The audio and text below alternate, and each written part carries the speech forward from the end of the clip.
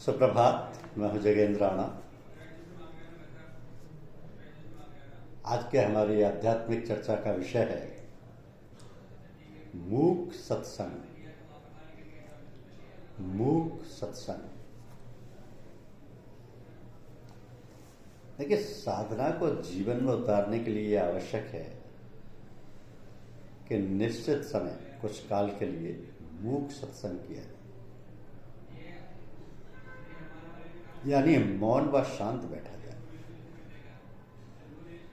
ऐसे बैठने पर यदि अनावश्यक संकल्प उत्पन्न हो तो समझना चाहिए कि प्यारे की कृपा शक्ति चित्त शुद्धि कर रही है, अर्थात संग्रहित संकल्प निकल रहे हैं, अथवा यूं कहो कि मन की काई घुल रही है। तो यदि शुद्ध संकल्प उत्पन्न हो तो समझना चाहिए कि सार्थक चिंतन द्वारा चिंतन रहित होने की तैयारी हो रही है। और यदि निसंकल्पता ही हो जाए तो समझना चाहिए कि नित्य योग हो रहा है। तो ये सावधानी पूर्वक भली भांति जान लेना चाहिए कि मूक सत्संग में कर्तव्य व भोक्तृत्व न आने पाए।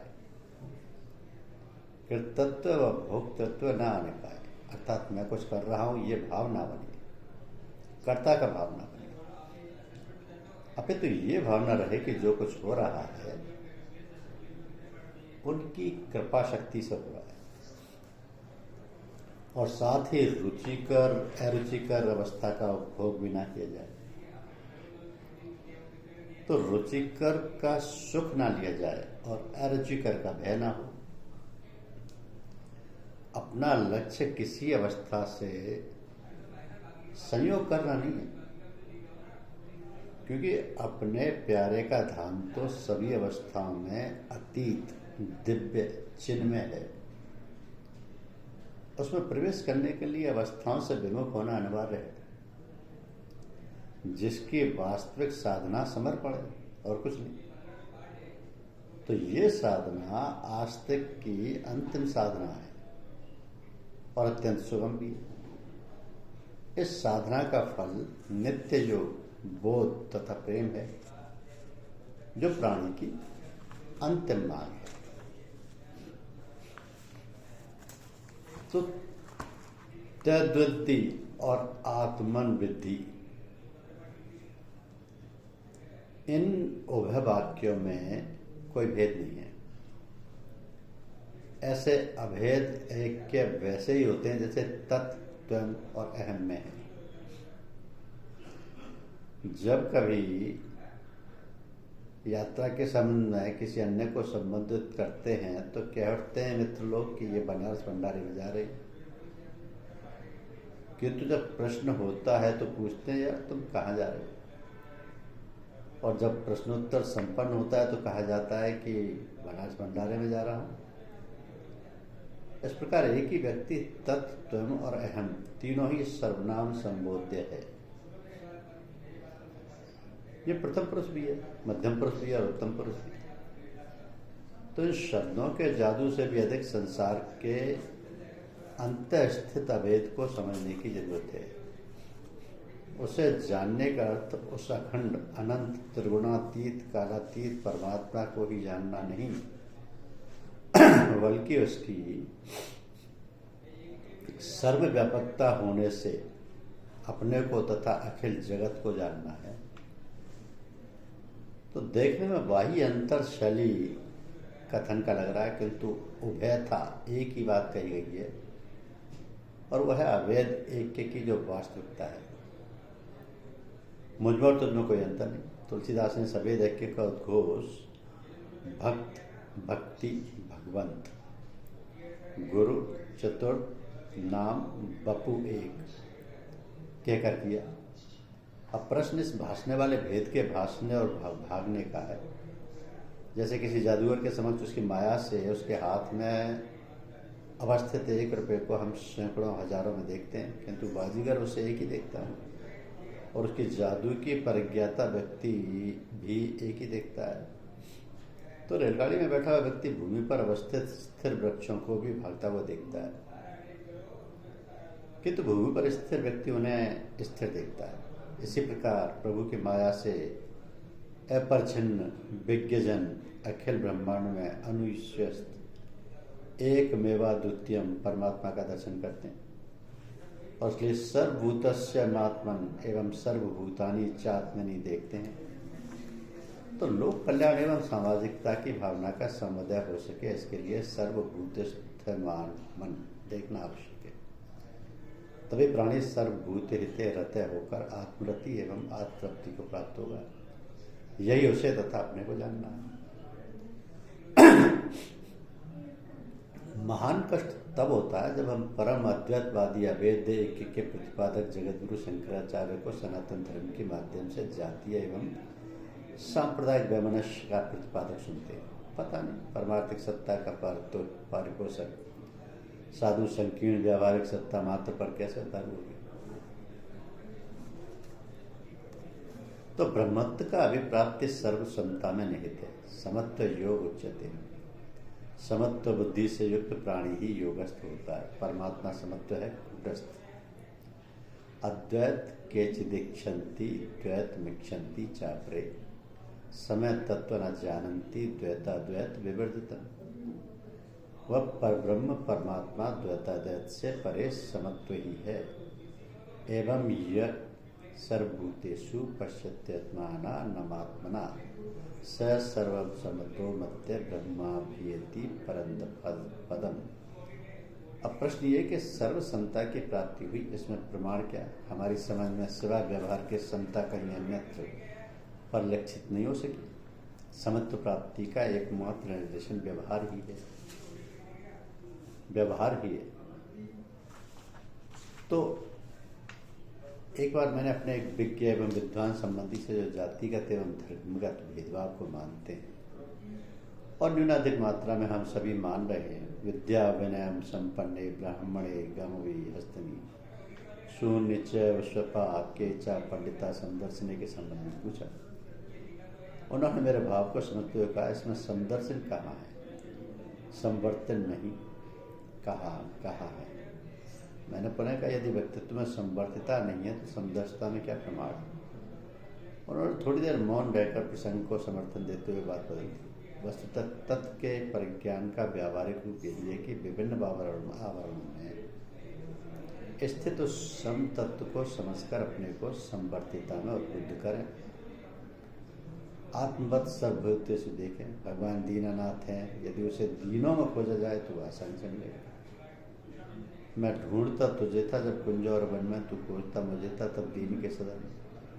तू आहवन किसी की, मुझको पुकारता था, मैं था तुझको बुलाता संगीत के फिर। मेरे लिए खड़ा था दुखियों के द्वार पर तू, मैं बाट जोता था तेरा किसी चमन में। अब प्रश्न ये है कि उसे कैसे और किस ढंग से जाना जाए। तुलसी ने आसानी से कह दिया, सोई जाने जे देव जनाए। किंतु हर काम का कोई ना कोई जरिया होता है, ये सभी पढ़ते हैं, सबके दाता राम, किंतु सभी हस्तपात संचालन करते हैं। उक्त विश्वास पर कोई हाथ पर हाथ रखकर बैठा नहीं रहता, बैठना भी नहीं चाहिए। तो उसके परिज्ञान के लिए ज्ञाता पुरुष होना चाहिए जो परिज्ञान करा दे, और वो व्यक्ति बड़ी मुश्किल से ईश्वर कृपा से ही मिलता है। और ये मिलना भी सत्य हो तभी मानना चाहिए जब उपलब्ध व्यक्ति में श्रद्धा का समुदाय हो जाए। गीता का ने तो स्पष्ट कहा है, तद्वदि प्राणिपातेन परिप्रश्नेन सेवया उपदेक्षन्ति ते ज्ञानम ज्ञानी निस्तवस्य दर्शने। आप तत्व दर्शी ज्ञानी गुरु के समक्ष प्राणिपात करिए, और वह भी मात्र शरीर से नहीं अपितु हृदय से पूर्ण समर्पित हो जाइए। पुनः अपनी चिकित्सा एवं संशय के निराश के लिए प्रश्न कीजिए और सत्संग करते हुए समाधान कीजिए। अंततः आवश्यक रूप से उनकी सेवा कीजिए, क्योंकि गुरु सुश्रस्य विद्या। तो प्राय साधना काल में से क्षण आते हैं जब तुम ध्यान ना भी कर रहे हो तब भी ध्यान तुम्हारे पास आता है। जब वह आता है तब वो तुम्हें अभिभूत कर देता है, तुम उसके प्रवाह में बह जाते हो।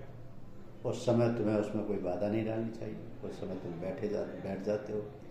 अपने भीतर बैठ जाते हो, अपने को भीतर की ओर खींच लेते हो और आवश्यक आंतरिक प्रगति कर लेते हो। तो जब तुम उसे पूरा कर लेते हो तब बाहर आ जाते हो और फिर अपना काम प्रारंभ कर देते हो। तो सबसे उत्तम ध्यान वे होते हैं जिन्हें तुम हठात करते हो, क्योंकि वे तुम्हें अधिकृत कर लेते हैं। मानो अनिवार्य आवश्यकता हो, उस समय तुम एकाग्र होंगे, ध्यान करने के अतिरिक्त कुछ कर ही नहीं सकते।